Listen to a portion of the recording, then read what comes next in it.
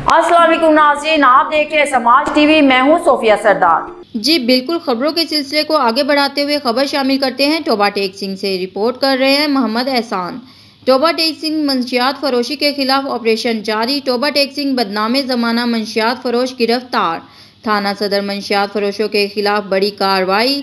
Mohammad Hasan SI SHO मां Mohammad Rizwan SI ने आरिफ शहबाज खान वजीर DPO टोबा टेक सिंह की हदायत पर बदनामे ज़माना मंशियात फरोश गिरफ्तार कर लिया।